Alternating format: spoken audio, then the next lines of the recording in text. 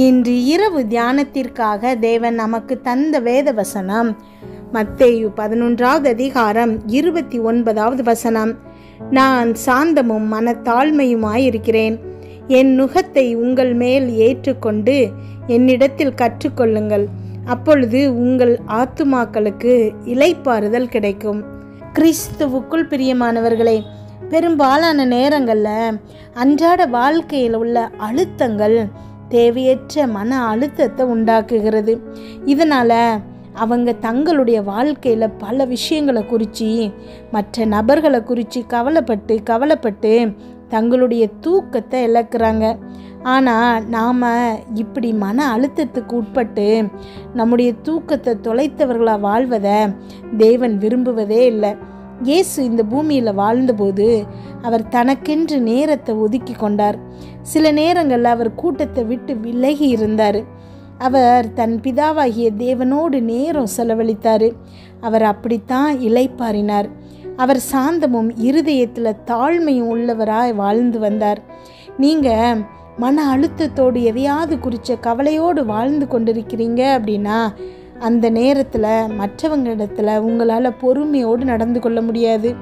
இதை எப்போதாவது கவனித்திருக்கீங்களா? விரும்பத்தகாத வார்த்தை எதையாவது நீங்கள் பேசிடுவீங்க. உண்மையாகவே அதை பேசணும் அப்படின்னு நீங்கள் நினச்சிருக்க மாட்டீங்க. இன்றைக்கு ஒரு தீர்மானம் எடுங்க. உங்களுடைய கவலைகள், மன அழுத்தங்கள் இது எல்லாவற்றையும் தேவன் மீது வைத்திடணும் அப்படின்னு அவர் விரும்புகிறாரு.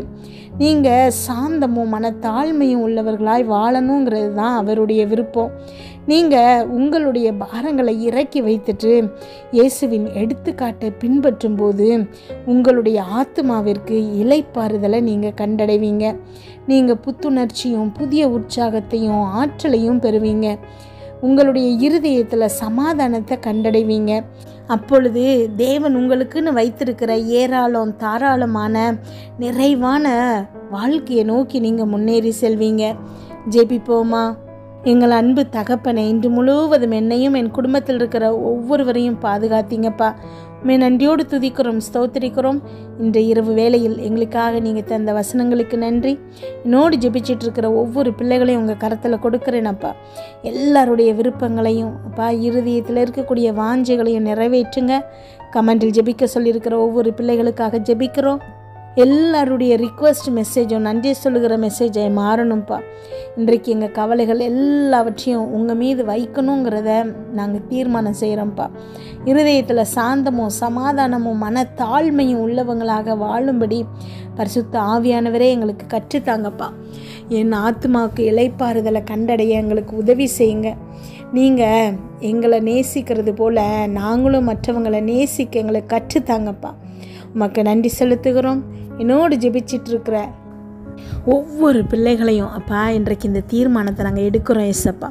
அமேன். முதல்ல எங்களுடைய எல்லா கவலைகளையும், துக்கங்களையும், கஷ்டங்களையும், பயங்களையும் அப்பா, குழப்பங்களையும் எல்லாவற்றையும் உங்கள் மேலே நாங்கள் சுமத்துக்கிறோம் அப்பா. எங்களுடைய பாரங்களை சுமப்பதற்காக எங்களை 2 கரம் நீட்டி அழைக்கிறீங்கப்பா. அப்பா, உங்கள் விருப்பத்தை நிறைவேற்றும்படி உங்கள் கிட்ட ஓடி வந்து அப்பா எங்களுடைய எல்லா பாரங்களையும் உங்கள் மேலே வைக்கிறோம் அப்பா.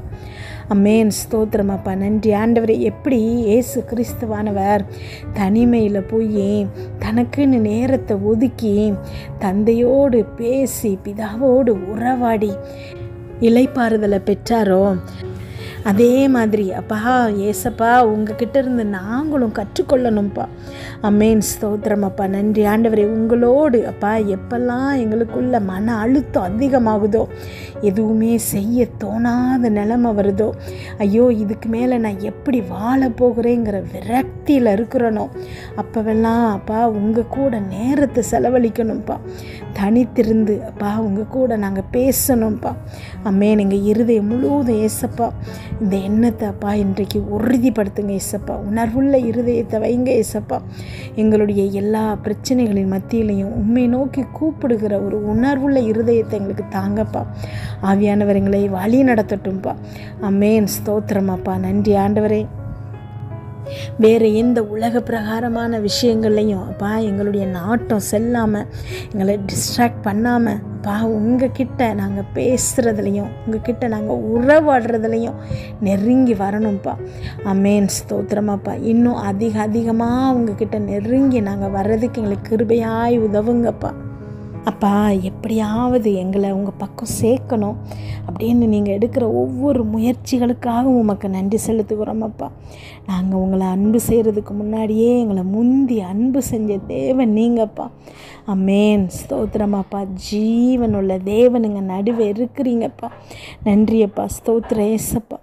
அப்பா இன்றைக்கு துவண்டு போய் ஒன்றுமே செய்ய முடியாத நிலைமையில் இருக்கக்கூடிய அப்பா என்னோடு ஜெபிச்சிட்ருக்கிற இந்த பிள்ளைகளை பார்த்து சொல்லுகிற காரியம், பயப்படாதிருங்கள். இன்றைக்கு நீங்கள் காணும் எகிப்தியரை இனி என்றைக்கும் காண மாட்டீங்க. ஆமென்.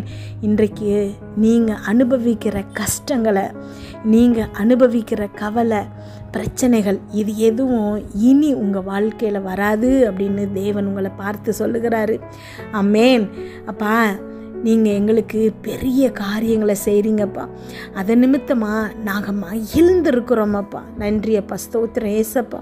வேறு எதை குறிச்சும் இல்லைப்பா, நீங்கள் எங்களுக்கு செய்ய போகிற பெரிய காரியங்களை குறித்து நாங்கள் மகிழ்ந்திருக்க போகிறோம்ப்பா. ஆமென். எங்களுக்கு முன்னாடி இருக்கிற பிரச்சனையை பார்த்து நாங்கள் சொல்கிறோம், பெரிய பர்வதமே நீ ஏமாத்திரம், செருபாபேலுக்கு முன்பாக நீ சமபூமி ஆவாய். ஆமென்.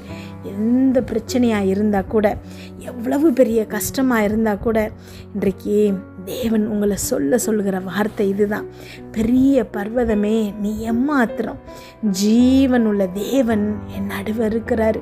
ஆமென். ஜீவனுள்ள தேவன் எங்கள் நடுவில் இருக்கிறாரு. ஆமென். எந்த பிரச்சனை பார்த்தனாலும் நீ ஏமாத்திரம் அப்படின்னு சொல்லுகிறாரு. நன்றியப்பா. ஸ்தோத்திரம் ஏசப்பா. எங்கள் வலது பாரிசத்தில் நீங்கள் இருக்கிறபடினால உமக்கு நன்றி செலுத்துகிறோமாப்பா. அதனால் நாங்கள் அசைக்கப்படுவதில்லைப்பா. அப்பா உம்முடைய பிள்ளைகளுக்கு நீங்கள் கொடுத்த ஒவ்வொரு வாக்குத்தத்தத்திற்காகவும் நன்றிப்பா. ஆமென். இன்றைக்கு நீங்கள் எந்த நிலைமையில் இருக்கீங்கிறத அறிந்து தேவன் உங்களுக்காக அனுப்பி இருக்கிற வார்த்தைகள் இது. ஏதோ எதேச்சையாக பேசப்படுகிற வார்த்தைகள் அல்ல. தேவன் உங்களை நேசித்து, உங்கள் சூழ்நிலையை அறிஞ்சு, உங்களை ஆறுதல் படுத்துறதுக்காக, உங்களுக்காக காரியங்களை செய்து முடிக்கிறதுக்காக அனுப்பியிருக்கிற வார்த்தைகள். ஆமென். இதை இறுக பற்றி கொள்ளுங்க. அவருக்கு நன்றியோடு ஸ்தோத்திரம் சொல்லிக்கிட்டே இருங்க. ஆமென். அவரை புகழ்ந்து பாடிக்கிட்டே இருங்க. தேவன் பெரிய பெரிய அற்புதங்களை உங்கள் நடுவில் செய்ய போகிறாரு. ஏன்னா ஜீவனுள்ள தேவனா அவர் நம்ம நடுவில் இருக்கிறாரு. நன்றியப்பா. ஸ்தோத்திரம் ஏசப்பா. ஆமென். ஒவ்வொரு பிள்ளைகளுக்கும் நீங்கள் செய்ய போகிற அற்புதங்களுக்காக நன்றி. சாட்சிகளாக நிறுத்துங்க ஏசப்பா. நன்றியப்பா. நீங்கள் பேசியிருக்கிற வார்த்தைகள் ஒவ்வொரு பிள்ளைகளுக்குள்ளும் அப்பா வேலை செய்கிற, கிரியை செய்ய போகிற கிருபைக்காக உமக்கு நன்றி செலுத்துகிறோம் அப்பா. இன்று இரவு இந்த பிள்ளைகள் தூங்கும்போது சுகமான உறக்கத்தை கொடுங்க, நல்ல சொப்பனங்களை கொடுங்கப்பா. வீட்டை சுற்றியும் இரத்தத்தை தெளிக்கிறோம். அதிலிருந்து புறப்படுகிற வல்லமை, எல்லா தீங்கு, பொல்லாப்பு, பொறாமை, எரிச்சல், கெட்ட ஆவிகள், பில்லி, சூனிய, மந்திரம், செய்வனை, பாவம், சாபம், நோய், விபத்து எல்லாவற்றிலிருந்து விலக்கி பாதுகாத்தரலுங்கப்பா. நாளை காலை எழுந்திருக்கும் போது புதிய கிருபையால் தாங்குங்க. இதை கேட்டுக்கொண்டிருக்கும் ஒவ்வொரு பிள்ளைகளின் இருதயத்தையும் உங்களுடைய கிருபையினாலும் சமாதானத்தினாலும் பலப்படுத்துங்க. இயேசு கிறிஸ்துவின் மூலம் ஜெபம் கேளும் நல்ல பிதாவே. ஆமென்.